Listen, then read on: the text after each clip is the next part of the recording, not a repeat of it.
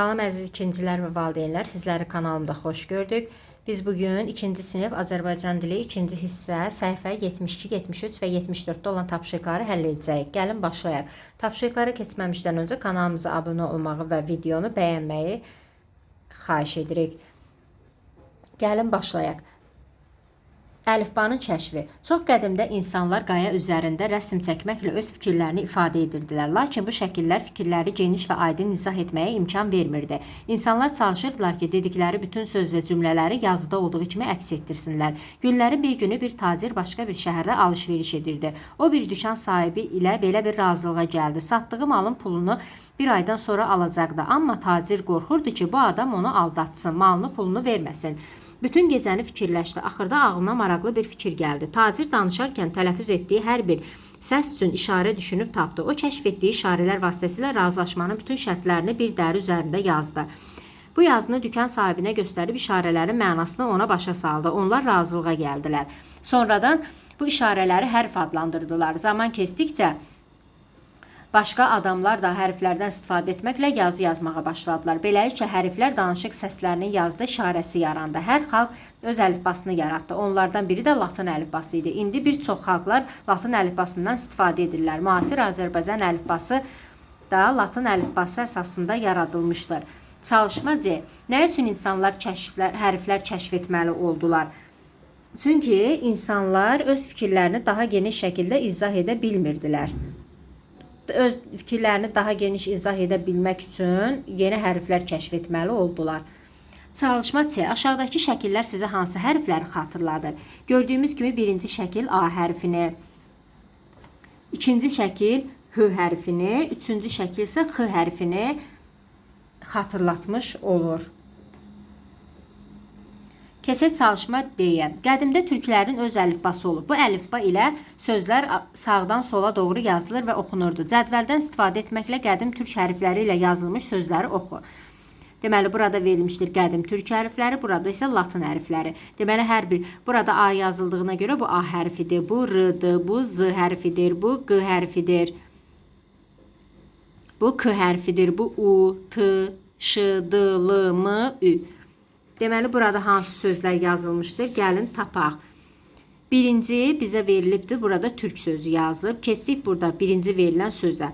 Burada quş yazılıb. Burada daş. Burada duz. Burada adam. Verilən hərfləri yerinə qoyaraq siz belə sözləri tapmış olarsınız. Çalışma E. D tapşırığında oxuduğunuz sözləri əlifba sırası ilə düzün. Daş və duz sözlərindən hansı əvvəl yazdınız? Nə üçün? Deməli, gəlin bu sözləri əlifba sırası ilə tapdığımız sözləri düzək. Birinci adam, sonra daş, sonra duz, sonra quş. Keçək çalışma Ə-yə. Yer adlarını əlifba sırası ilə yazın. Deməli, gəlin bunları əlifba sırası ilə yazaq. Abşeron, Ağdam, Aran, Astara, Bakı, Bərdə, Buzovna. Keçək çalışma səhifə 74-də. Müasir dövrdə informasiya, fəsil 3. Aşağıdakı təlimatlardan və şəkillərdən istifadə etməklə plastik qabdan və ya kibrit qutusundan telefon düzəldin. Bunu təlimatı siz özünüz evdə hazırlamış olarsınız. 2 ədəd plastik stəkandan da istifadə edə bilərsiniz. 4-5 metr uzunluqda da ip. Biz ip və qayçı ilə plastik stəkanların dibinə deşik açırıq. İpin uclarını stəkanların deşiyindən keçirin və onlara kibrit çöpü bağlayın. İp tarım dartılana qədər bir-birindən uzaqlaşın. Telefon hazırdır, danışa bilərsiniz. Çalışma B. Mətni oxuyun. Dərsin əvvəlində düzəltdiyiniz telefonla bağlı hansı məlumat mətndə öz əksini tapır?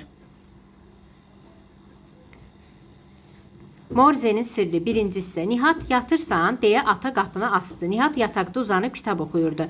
Al Elçinlə danış. Ata telefonu dəstəyini Nihada uzatdı. Elçin Nihadın əmisi oğlu idi. 3 yaş böyük olsa da onların söhbəti tuturdu. Amma indi gecə vaxtı idi. Biraz hal əhval tutub sağollaşdılar. Nihat telefonu atasına qaytardı. Ata otaqdan çıxanda Nihat onu səslədi. Ata, necə olur ki, mən burada telefonla danışıram. Elçin şəhərin o başında səsimi eşidir. Nihat, bunu başa düşmək üçün hələ çox oxumalısan.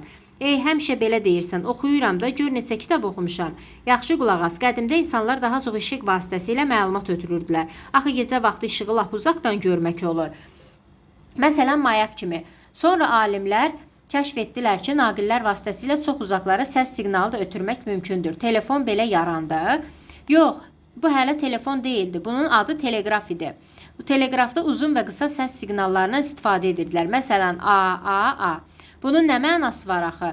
Bu cür necə məlumat ötürmək olar? Hə, bax, bunun çox maraqlı tarixçəsi var. Təxminən 150 il əvvəl Amerikada Morze adında bir adam yaşayırdı. O uzun və qısa siqnallardan istifadə edib əlifba yaratdı. Cəmi 2 siqnaldan necə?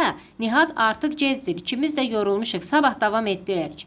Yat mənim balam, gecən xeyrə qalsın. Ata işığı söndürüb otaqdan çıxdı. Deməli, çalışmacı, atanın verdiyi hansı məlumatlar sənə məlum idi? Bu haqda bildiklərini danış. Naqil vasitəsilə uzağa səs siqnalı ötürmək mümkündür.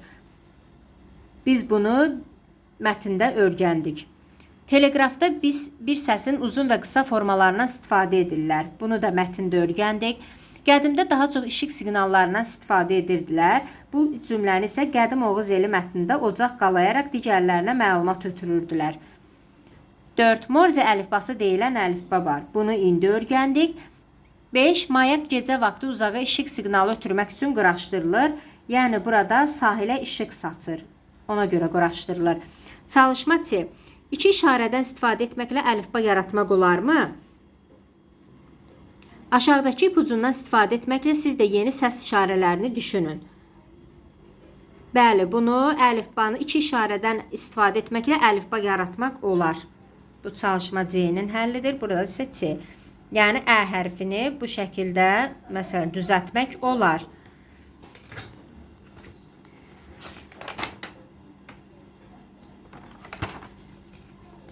Bugünkü tapşırıqlarımız bu qədər. Kanalımıza abunə olmağı və bəyənməyi unutmayın. Hələlik.